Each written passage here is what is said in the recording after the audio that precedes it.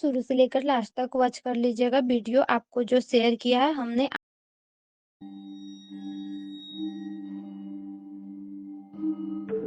आसमान में सूरज ढल रहा था और नारंगी रोशनी अब धीरे धीरे मटमैले अंधेरे में बदल रही थी। एक पुरानी जीप हिचकोले खाते हुए आगे बढ़ रही थी। राघव ड्राइविंग सीट पर था, एक हाथ स्टीयरिंग पर और दूसरा अपने कीमती कैनन कैमरे पर जो बगल वाली सीट पर रखा था। उसके चेहरे पर एक अजीब सी चमक थी, एक शिकारी की चमक। वहीं बगल में बैठा समीर सीट बेल्ट को इतनी जोर से पकड़े हुए था जैसे कि वो उसे बचा लेगी। समीर, यार ये चेहरा सीधा कर। तू ऐसे बैठा है जैसे हम फांसी के फंदे की तरफ जा रहे हैं, जबकि हम सिर्फ एक मास्टरपीस शूट करने जा रहे हैं। मास्टरपीस?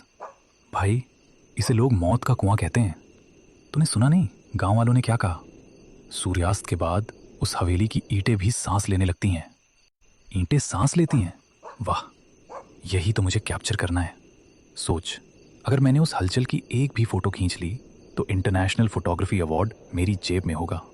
और तू बस डरता रहे। डर की बात नहीं है राघव, ये समझदारी है।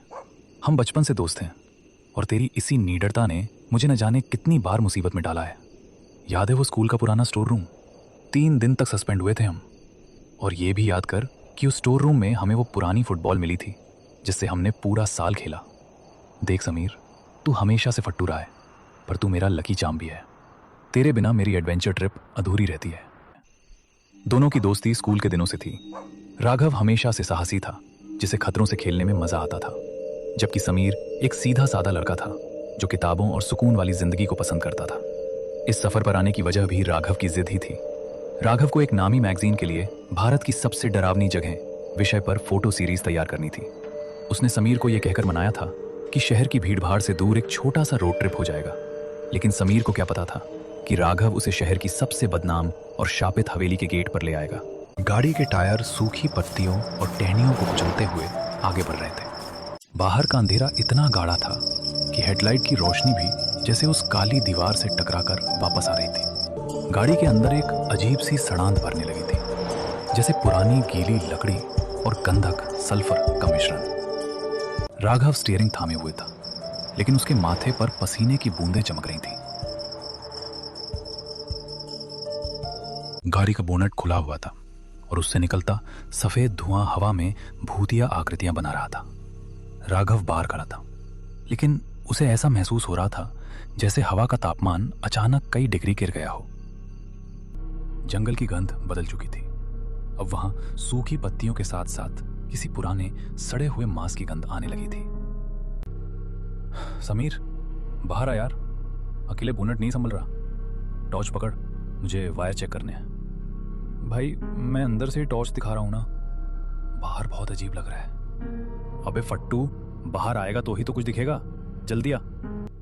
समीर कांपते हुए पैर बाहर रखता है।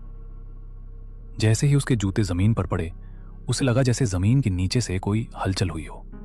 उसने अपनी टॉर्च चारों तरफ घुमाई।